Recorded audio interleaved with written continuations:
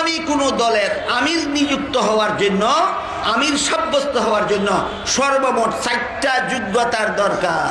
গুড়াড্ডি জানে না, কলা গাছরা আমির বানাইয়া দল করে, আসেন এরকম? কি তফসিলের কিতাবে আমির বানানির কোনো যোগ্যতার কথা উল্লেখ নাই।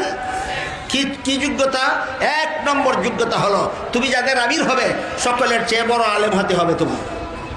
বলেন, মুসলমানের এই সমাজ পরিচালনার জন্য, ইসলামের জাহাদ পরিচালনার জন্য মুসলমান যে দলবদ্ধ হয় যাকে আমির বানাবে, সেই আমির একজন ডাক্তার জাকির নায়েক হলেই হবে।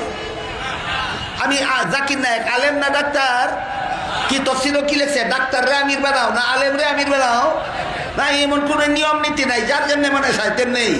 আমার তো মনে হয় বাংলাদেশের মুসলমানের মধ্যে যদি এখন ইয়া ডাক্তার জাকির নায়েক দাঁড়ায় আর দাঁড়ায় কয়, মুসলমান ভাইয়েরা সন্ত্রাস দমন করার জন্য আমি জেহাদের ডাক দিচ্ছি, আমার আমির বানাইয়া তোমরা আমার আনুগত্য করো, কোটি কোটি মুসলমান ডাক্তারের অনুগত হয়ে যায়, ডাক্তারের আমির বানাই ফেলেবে।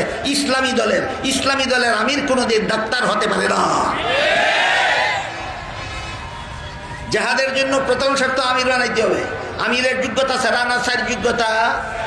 4 যোগ্যতার প্রথম যোগ্যতা হইল অন্যদের তুলনায় তোমাকে বড় আলিম হতে হবে। 2 নম্বর যোগ্যতা হইল অন্যদের তুলনায় ইসলামের বিধান তোমাকে তুলনামূলকভাবে বেশি পালনকারী হতে হবে।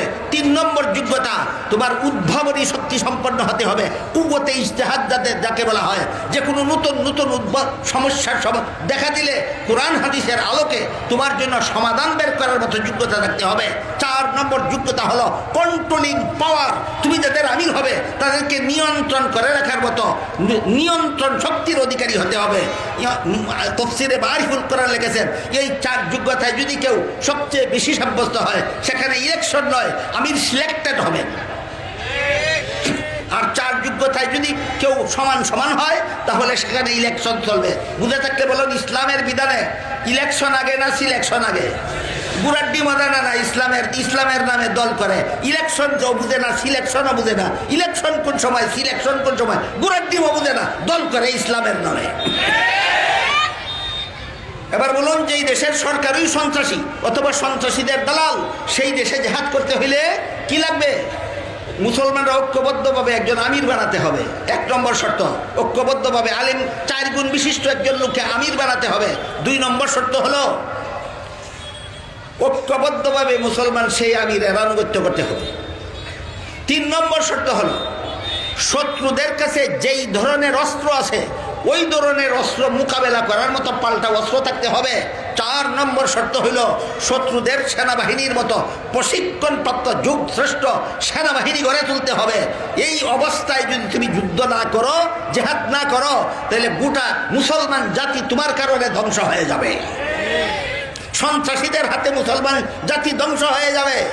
যেখানে সন্ত্রাসীদের হামলায় আক্রান্ত অথবা যে দেশের সরকার নিজেই হয়তো সন্ত্রাসী আর না হয় সন্ত্রাসীদের দালাল, এই দেশে জেহাদ পরিচালনার জন্য মুসলমান ঐক্যবদ্ধভাবে আমির নিযুক্ত করতে হবে। আমিরের গুণ 4টা থাকতে হবে। 2 নম্বর, অন্যান্য সমস্ত মুসলমান আমিরের আনুগত্য করতে হবে। 3 নম্বর, যুগোপযোগী অস্ত্র সংগ্রহ করতে হবে। 3 নম্বর, যুগোপযোগী সেনাবাহিনী, প্রশিক্ষণপ্রাপ্ত সেনাবাহিনী রেডি করতে হবে। এমত অবস্থায় 4টা কাজ যদি তোমরা করতে পারো, তাহলে তোমরা মদনী জিন্দেগীর আদর্শ মতো জেহাদ ঘোষণা করো, বিজয় আল্লাহ তোমাদের হাতে দেবেন। পবিত্র কোরআনের এক আয়াতে আল্লাহ বলেছেন, লা তুলকু বিআইদিকুম ইলাত তাহলুকা।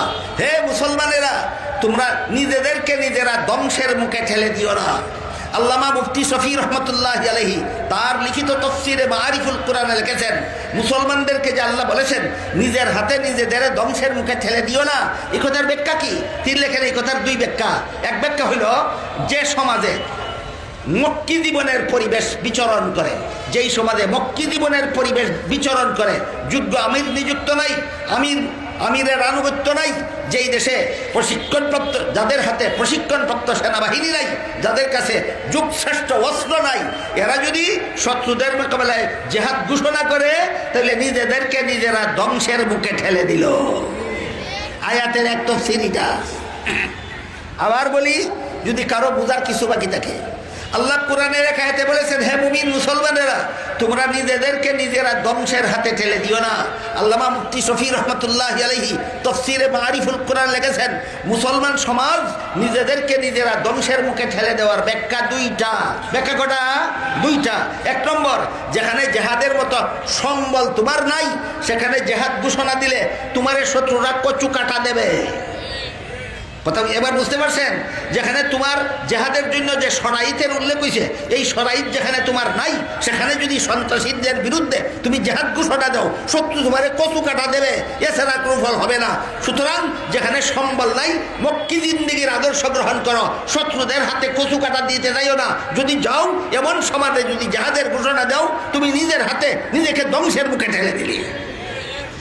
তিনি লেখেন, এই আয়াতের 2 নম্বর ব্যাখ্যা হইল, যেখানে মুসলমানদের সুযোগ্য আমির নিযুক্ত আছে, জনগণ আমিরের আনুগত্য করতে রাজি আছে, যেই সমাজের মুসলমানেরা যুগোপযোগী অস্ত্র সংগ্রহ করতে পেরেছে, আফগানিস্তানি মুসলমানদের মতো, যেখানে মুসলমানেরা সন্ত্রাসীদের মোকাবেলা করার মতো সেনাবাহিনী তৈরি করে ফেলেছে, আফগানি মুসলমানদের মতো, সেই সমাজে মক্কি জিন্দিগির আদর্শ নয়, মদনী জিন্দিগির আদর্শ গ্রহণ করতে হবে।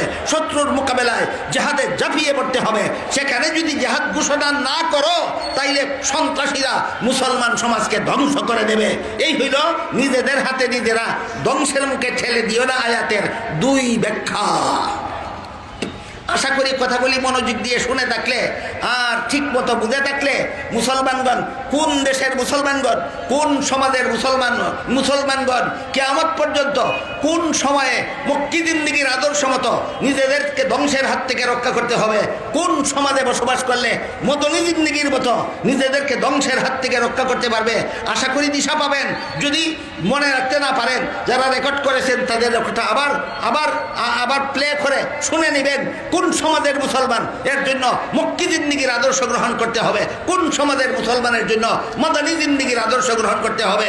আল্লাহ পাক রব্বুল আলামিন আপনাদের আমাদের সবাইকে রাসূলের জীবন আদর্শ গ্রহণ করে নিজেদেরকে ধ্বংসের হাত থেকে রক্ষা করার সুমতি দান করুন। সবাই বলুন আমিন।